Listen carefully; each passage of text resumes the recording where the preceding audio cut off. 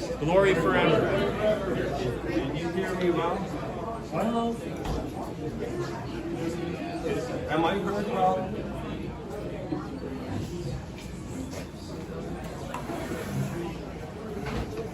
My name is Father Artur Bubnevich, and I am a pastor at Our Lady Perpetual Help Visiting Catholic Church in Albuquerque, New Mexico.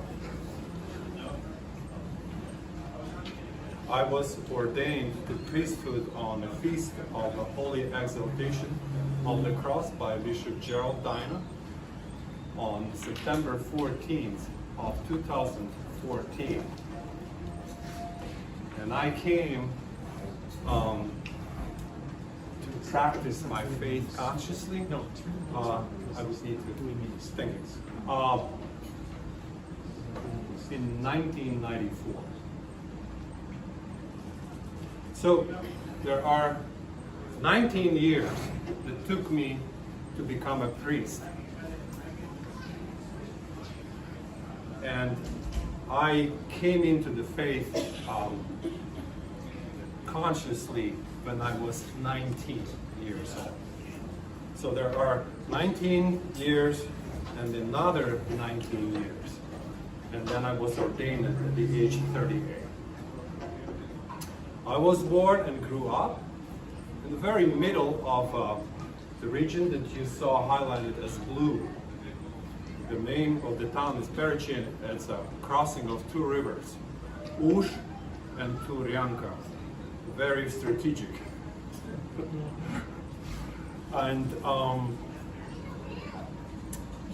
the region that I grew up and were born is called Lemko. There are Lemkos, there are Boykos, there are Hutsuls, and Dolignani. You would say there are four minor parts of the big Rusin family. So I'm of the Lemko part. Why are we called Lemko? Because we say lem. It's an English like. You don't even notice when they say lem. Poilem, handika lem, it's not translatable. And because we say a lot of lamb, we are called Lemko. I was born in the Soviet Union, and I grew up as a normal Soviet kid.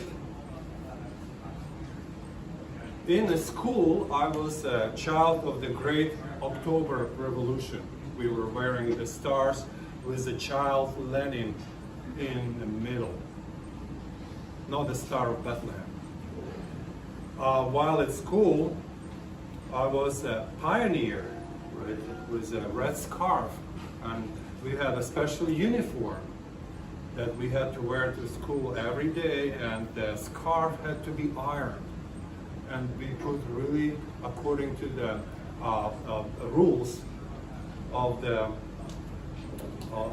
pioneer organization. I did not become a Komsomol, a member of the Komsomol, because when Gorbachev came in, he started the perestroika. He really laxed the rules and the strictness of the Communist Party. So you had a choice to go to the and become a Komsomol, a member of the Komsomol, or you can just float in between. What did it mean to me to become a Komsomol, a member of the Komsomol? It meant to me as a citizen in the Soviet Union that I had a great future in a career. I would go to the Komsomol, and then I would become a member of the Communist Party, and then I would be able to be a teacher, or an engineer, or a doctor, or a policeman, or anything that could affect, right, the nation, the country, right? So I believed it all about Lenin. I believed it all about the Communist Party growing up. We lived in a propaganda. We had a class of atheism that everyone had to attend in the school. And the church, of course, was forbidden. I was baptized secretly at home as a baby by a Greek Catholic priest. To give an example, I have an older brother and a younger sister. My older brother was baptized by a Roman Catholic priest, because that priest was just at hand when my brother was born. And he's 6 years older. His name is Alexander. My sister is 10 years younger, and she was baptized by the Orthodox priest, because the Orthodox priest happened to be there at the time when she was born. This is just to give you an idea of what the state of our religious education. There was no religious education at all. My parents were not practicing. They had to be members of the Communist Party, because my father was an engineer, higher education. My mother was a teacher, higher education. So they had to be members, and they were not able to attend church. They were not, they didn't talk to me about religion, because as a kid I would share it and they would get in trouble. So when we were going to my grandma, when I was falling asleep, I would hear the stories that they would start about the Bible and about the priests and about the angels, and I was just already falling asleep. They were talking when I was asleep about the religious matters, if they had any talks about it. And what I remember from the talks, I remember that priests were perfect people. Priests were almost angels. They knew everything. They were as important as the doctors in the village. I grew up in a rural area. A lot of people were uneducated, and either workers in the forestry or farmers or shepherds. And the priests and doctors were the main authorities before the Soviet government came in 1945. Remember, the Transcarpathian region was a part of Austro-Hungarian Empire, or a part of Czechoslovakia or Hungary. So we were not part of the Soviet Union until this very end of 1945, or 1944 to be exact. Growing up as a child, I had a sense that there is a higher being. There is a higher being because of the nature surrounded me, and because of the sky and everything. I found the beauty of the nature, the beauty of the mountains to lead me towards something that is higher. And I used to make an unknown God of nature and make sacrifices to that God. As children, we would talk about different topics, and then we would also ask ourselves about, is there a God that exists?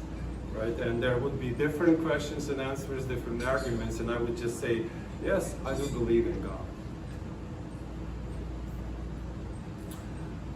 When we were in the, when I was in the second half of the middle education group, maybe in the 7th or 8th grade, we would, as with friends, we would get our Easter baskets. Believe it or not, we had Easter baskets. And we would go to the Orthodox church, mingle with the crowd, trying to escape the watchful eyes of the patrolling school teacher that was trying to write the names of all the pupils that were caught in the church. And if you were caught, your name was written down, then you would be put in front of the school gathering, reprimanded, and there would be unsatisfactory note in your diary. However, despite all of the restrictions, when I was growing up, the Soviet rule got laxed after Brezhnev, and Gorbachev really brought this fragrance of freedom. Despite all of this, again, the shadow still of the communism, we were pouring water on each other on Easter Monday and Tuesday. We didn't know what it meant, but we had the bottles, and we had girls and boys. The Monday, the boys kept the girls. The Tuesday, we girls got the boys. And we were shouting endlessly, Christ is risen, Christ is risen. I didn't have no idea what that meant. I knew there was that unwritten tradition, right? We had the traditions, but we did not know about anything that is underlies them. Wasn't that funny, right? Independence came in when I was in a college or a vocation school. Vocation school, I was studying at a polytechnical college to be a high power line dispatcher. Power line dispatcher, you know, you have the transformers, and then you kind of calculate the power you need, and then in order to transfer it from one point to another. And I studied in a town of Vinogradovo, which is the town where my grandparents on my mother's side lived. And my grandmother was a very devout person.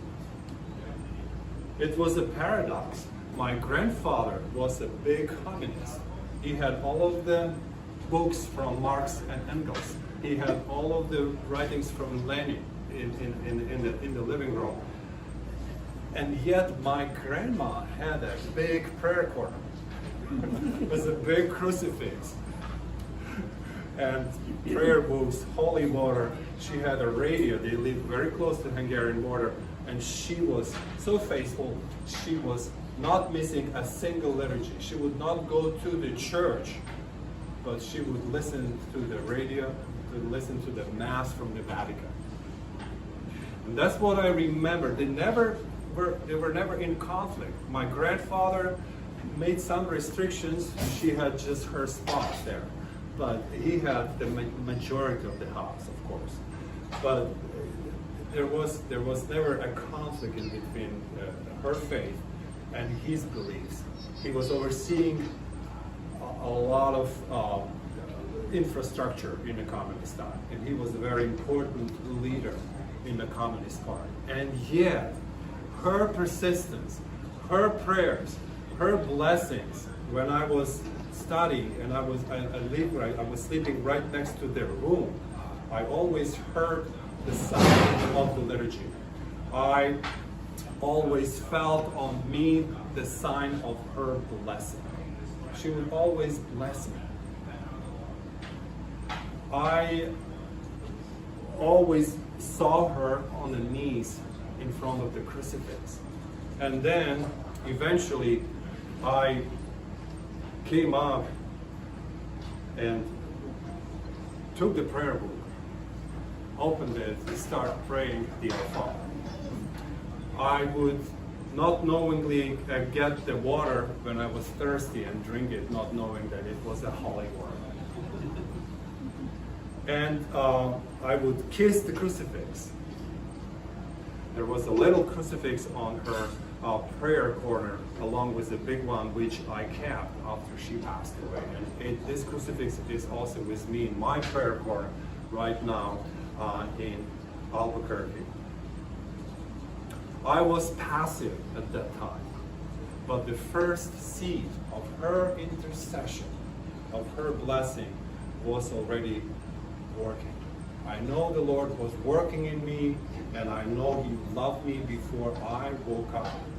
Eventually, I would learn some stories from the Gospels, and also I would start reading the Bible and the Psalms, and asking her some questions, and she would tell me first stories. I remember when I was 6 or 7, when I was walking with my grandma, we were passing the crucifix, and I looked at the crucifix and crucified Jesus, and I said to her, why was He crucified?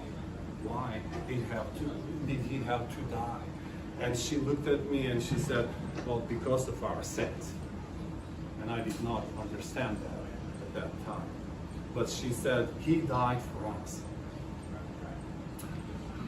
My first yes to the Lord came on July 4th of 1994. I graduated the vocation school, the college, the Polytechnical College, and I was approached by a father of my godmother, Mykola Kozu, and this person was very influential in my decision to apply for the priestly formation. Mykola Kozu was among the seminarians of the Mukachevo eparchy during the episcopacy of the Blessed Theodore Romja. So he was in the seminary in 1940 to 1944. And although he was not ordained because he got scared because of the persecution, he always wanted to prepare someone from his close family to be a priest. He ended up working as a director of the regional state orphanage. He was taking care of the vulnerable of the children. And I don't know why, but he didn't find anyone fitting but me. And it came about that he talked to me right after I graduated from that vocation school. And after the short introduction, he asked me the question, would you be willing to step on the path of service to God and to his people as a priest? I remember at that time, I thought to myself, this is incredible. There is something that I would never have imagined that would be asked of me, and that I would be approached about something to step on a path that I never really knew, that was totally something unknown to me, like Abraham, right? Say yes and by faith obey when you're called, right? He went forth not knowing where he was going. That's something that happened to me. I said that I am very curious. I would like to learn about it, and I would like to start on this path. And at the age of 19, not knowing really what was all about it, God wished to hear the yes from me. And then he just brought his plan to work. My life was completely changed.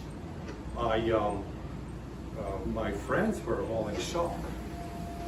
They said, are you going to become a priest? Are you going to enter religion? And I said, yes. And they were like, we can't believe.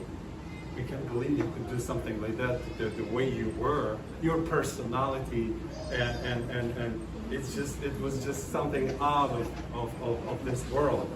But yeah, I started coming, and Mykola was coaching me. He was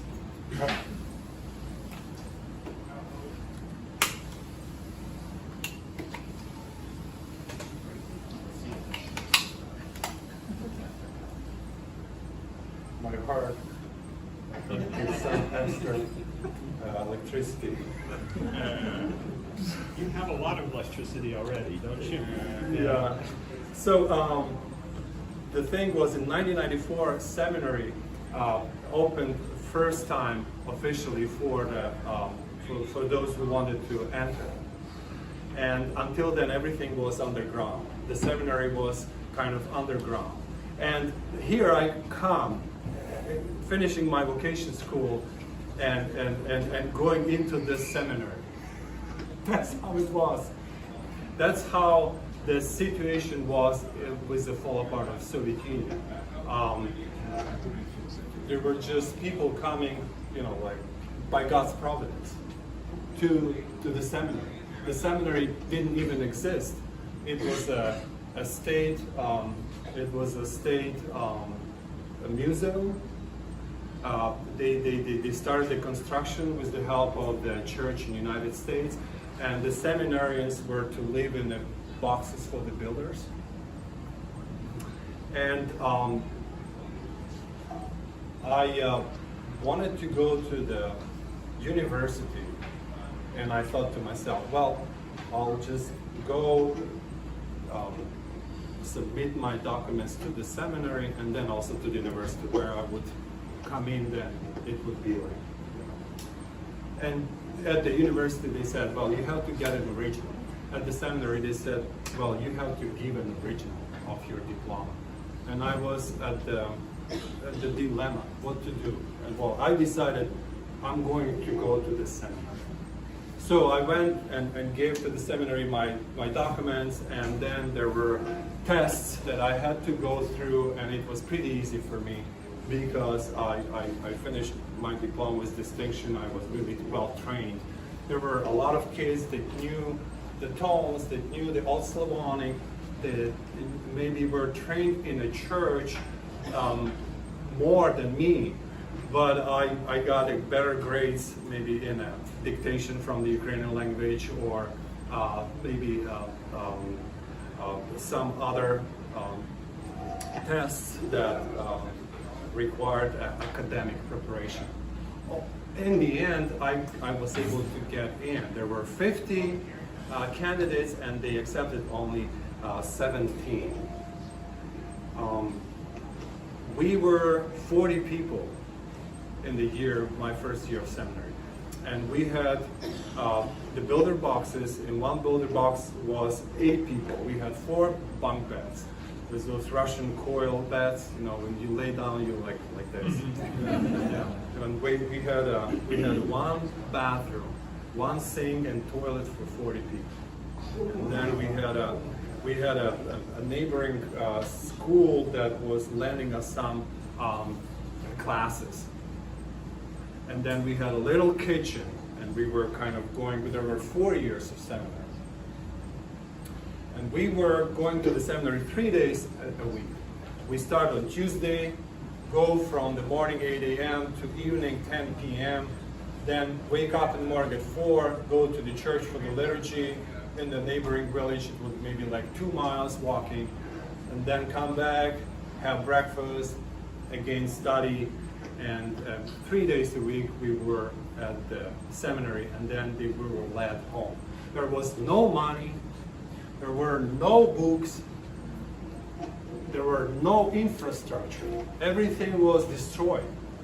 Even in 1994, after almost 5 years of our church getting the freedom, we didn't have any books. Everything that we were able to study was from the priest notes that they took in 1940s. That was everything, or what was in their head. People that survived persecution, priests that really were hiding or were in the camps and were able to come back. I had that first experience of faith that started with the prayer of my grandmother, and with her blessing that led me to the seminary by miraculous way. I can tell you that I was preparing for entrance exams to the seminary in a course from July and August, 2 months. I had to read all the catechism, all the gospels, and as much as I could of the Bible. And here I am in front of you, right? Isn't that a miracle? I would say yes. After studying in the seminary for some time, I was chosen to go and study English language at the Language Catechetical Institute in Austria. That was another step that strengthened my faith. I was chosen just, the bishop approached me and said, well, you're one of the best students, so we decided to send you and someone else, both of you, to study language so that you could come back and help rebuild the church. And I thought to myself, this is incredible. It is incredible. I love English language. I've always wanted to learn, and here we go. I go to learn the English language. I came to Austria, and I was shocked what I saw there. I came like, we were behind the Iron Curtain. We didn't know what was outside.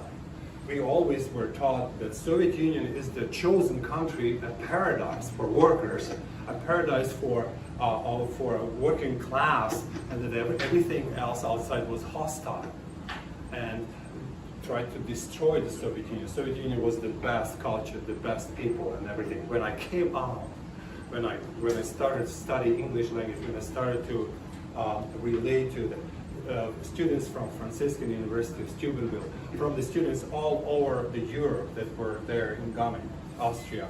And I was shocked of the richness. I was shocked of the kindness, of generosity. And I know that was the gift from God. I was totally overwhelmed. What I saw, what I experienced. And when I came back the first time to Ukraine for a break, I had a cultural shock of what is the difference between how we live and how the people live in Central Europe, I would say. That shock really made a big effect on my heart. It eased it out when while I was crossing the border more often in the consequent years, but that initial difference in between how we live deprived of so many blessings and graces, and especially deprived of our faith and the freedom to practice our religion. With the help of English language, I was able to really read the books in theology, read the books, the vast field of faith has opened to me. And I also happen to be a part of an international theological institute that was created by St. John Paul II. And the same year, I came to enter the LCI. I was completely overwhelmed at the gift that was given to me, coming from totally unconnected, totally just unprepared, I would say, for such a gift. And I was able to enter the master program in theology. We have a faulty, I was able to just spend the next 6 years in Gaming, studying theology, studying the Father's philosophy, studying public speaking, Euclid, logic, and all kinds of things that helped me to really start thinking. Because in Soviet Union you were learned to listen, not to think. And that was the main problem.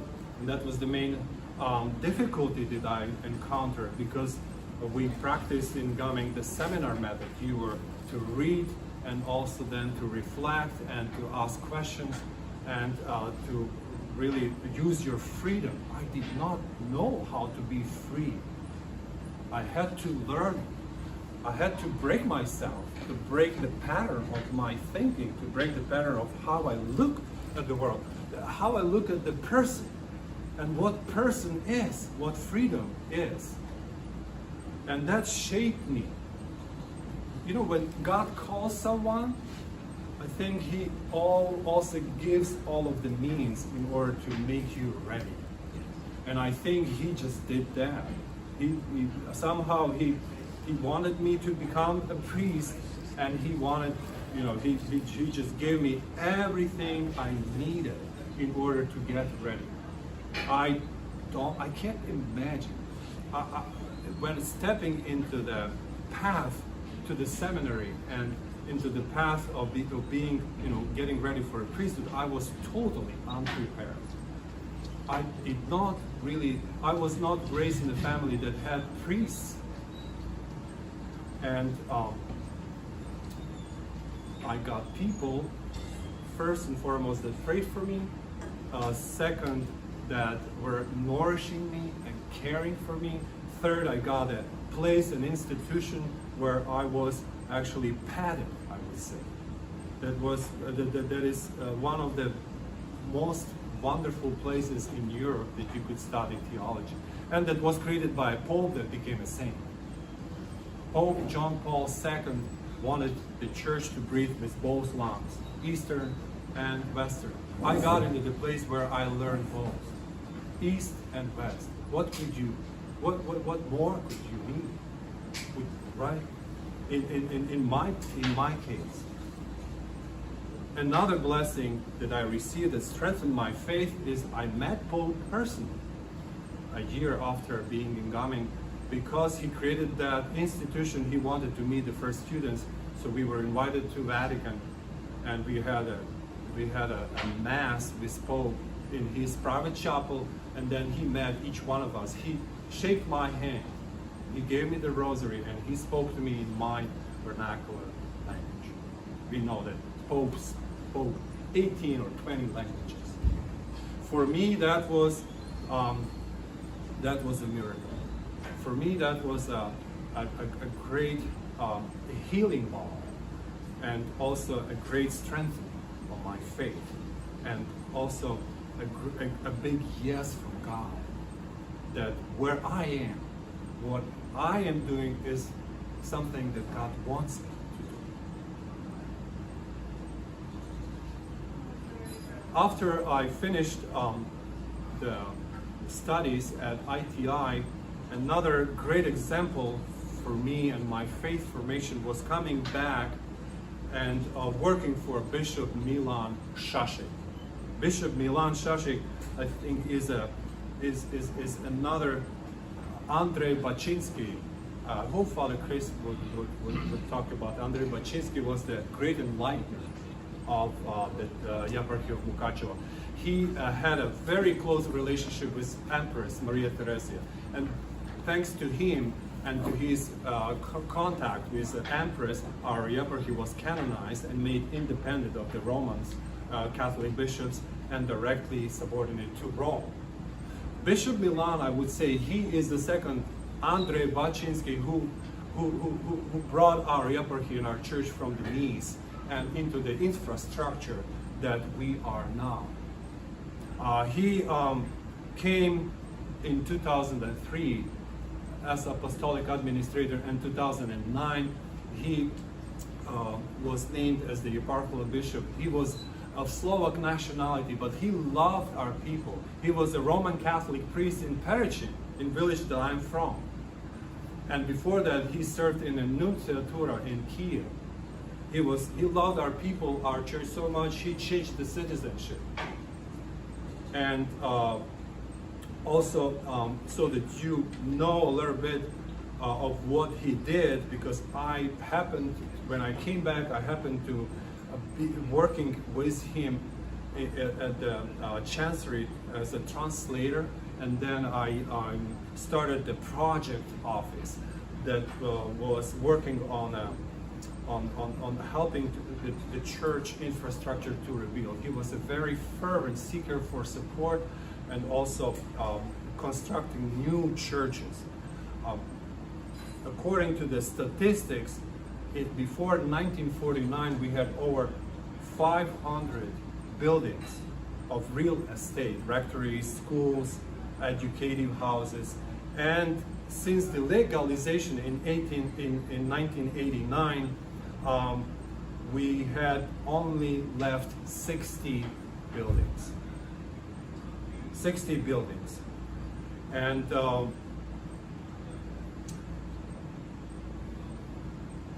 during the episcopacy of Bishop Milan, there were built over 178 churches, over 50 rectories, also youth centers, and the seminary was finished. The seminary and library, the big episcopal residence with the cathedral, was taken back from the university, because the episcopal residence was a property of the university.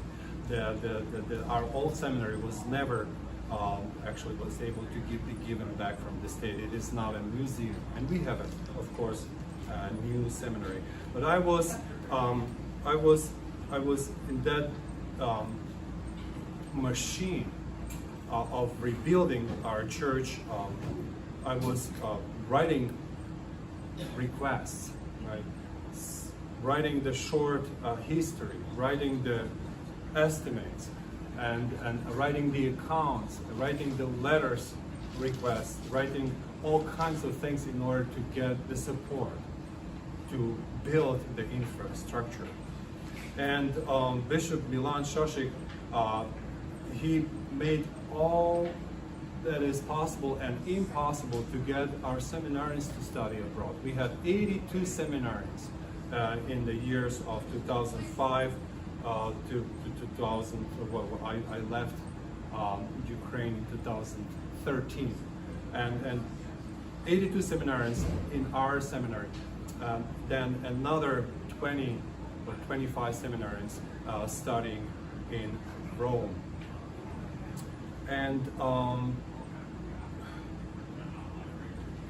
my personal journey of faith had immense blessings, but also had immense struggles, right? My understanding of faith, how I am to serve the church, what are my best gifts, how can I give myself completely. My main struggle was with what state shall I enter the priesthood? Would it be a married state or would it be a celibate state? Growing up in Soviet times, and then coming into our church, which has 98% of the priests married, I never realized, I never saw myself as a celibate priest. I always knew I had to get married and be a married priest. But God was making me ready for something I would never, ever think it would be true. He just was leading me through the steps that were showing me more and more that celibacy is a gift that is given by His grace. You cannot decide it just by your natural ability. It is the gift for a kingdom of God. It is a gift that comes through a lot of prayer and discernment. That is a gift that comes through the maturity of you making a decision to give yourself as a gift, right, to your spouse, being in the church. It took me 19 years in order to really chew it through, in order to really see that God taking away the marriage from me was giving me something much greater, something much more profound, something that He was maybe getting me ready from the very beginning, that He called me. All of the places that I studied, all of the people, especially Bishop Shostak, with his zeal and his self-gift to our people, really was constant inspiration to me. Also, the monastery, right? My favorite monastery of Uniu, of the Studites, that I visited when I had a free time, and I spoke to the monastic elders, and I was repeating constantly. I said, I am stuck. I don't know the way out. I want to be married and I want to be a priest, but it doesn't work. If I'm married, I can't become a priest. If I'm a priest, the marriage doesn't work. And the monk asked me, well, what do you want to be? You want to be rather a priest or rather a married? And I said, I would never be fulfilled without being a priest. He said, well, you need to say that yes, and don't be afraid. I was scared. To be a celibate priest, to me, was the height of sainthood, in my understanding. And that final yes that I said to the Lord, it happened right before I decided to wake up. Sorry. That final yes, it came in right before I decided to come to the United States. My decision to come to the United States was because of the lack of the priests here, And I thought to myself, I want to give myself as a gift to the Lord, and I want to give up the marriage, the family, but I wanted to come and be on a mission for Him.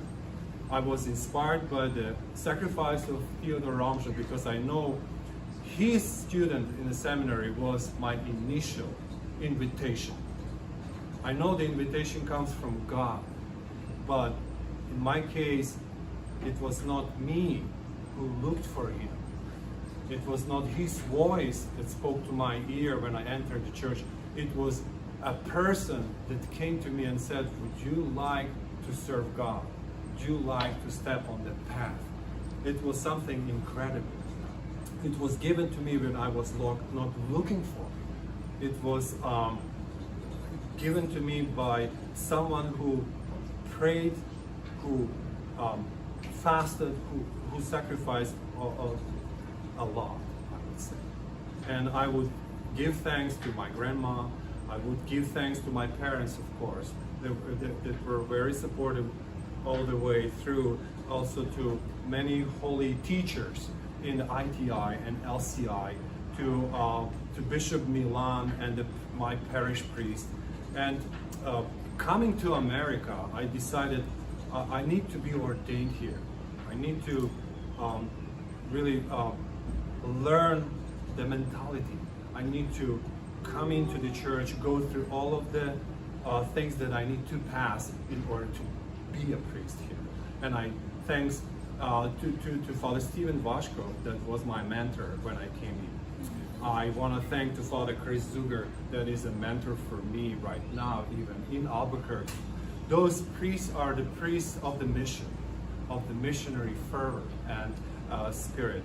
And that's what I think the future of our church is. The church in America is very generous. It's a rich church, and it helps our church, which is being poor, persecuted, and always in trouble. And our church being poor in these material riches is very rich in vocations. So our churches kind of help each other with whatever riches we have, material or spiritual. And I think that the future of our church is in the missionary work, because I think the future of our church is the church like here in the West. If we are like a Noah's Ark, we have people of all kinds, not ethnic. And that's what is, what would be also, I would say, what would be the future of the development of our church in the East Coast. Our church has to reach out and to gather people of all the nations together. And as our region is multinational, multi-ethnical, where I come from, Hungarians, Romanians, Slovaks, Polish, Russians, Ukrainians, Georgians, we have over 20 nationalities. That's how our church is. And this is the call also that we need to do in our church. Because of the war right now, we have a lot of refugees which would never go back home. We have a lot of people that immigrated already to the Western Europe. It's all constantly changing. Our church is called to be that missionary grain, right? That gives itself and draws many people from all kinds of backgrounds and nationalities. So that is everything I wanted to share. I hope it was helpful.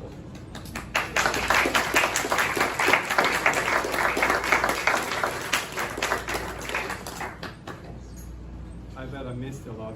Do you have any questions? You said that in the schools they taught atheism when you were growing up. Did they teach it, or was it just like an absence of religion? There was an absence of religion. Yeah. We had churches that were turned into the museum, and one church in Nizhgorod had a Gagarin first space, and he was in a dome, and it was written, "See, there is no God." Like an icon or a painting? Hmm? The dome, the church dome, usually the Pantocrator is there. But there was, it was painted over. It was just a sky.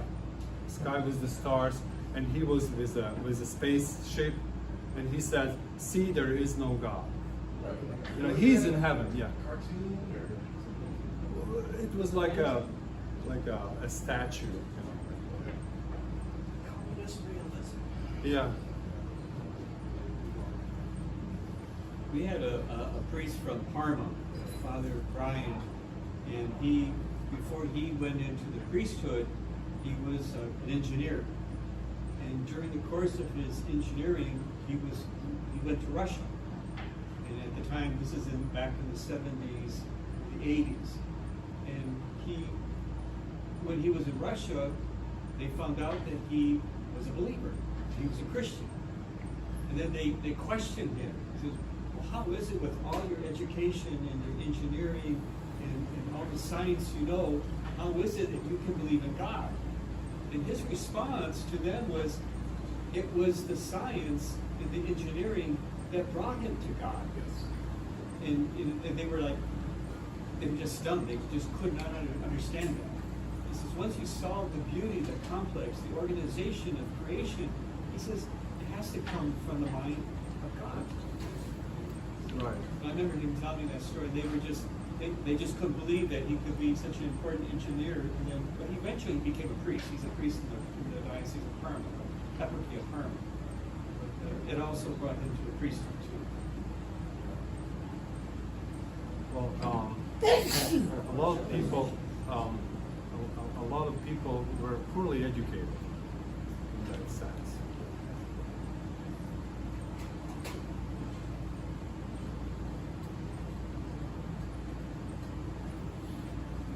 Thank you, Father Arturo. Thank you.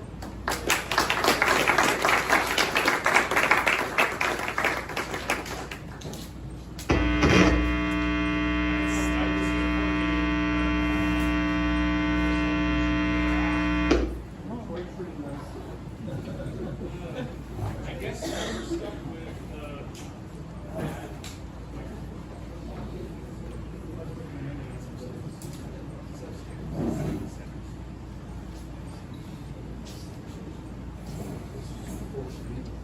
So we're gonna try to get Father Chris back to his top, maybe 3:15-ish or so. If anybody signed up to help with dinner first, but make sure you're not doing I don't know. That's a good question.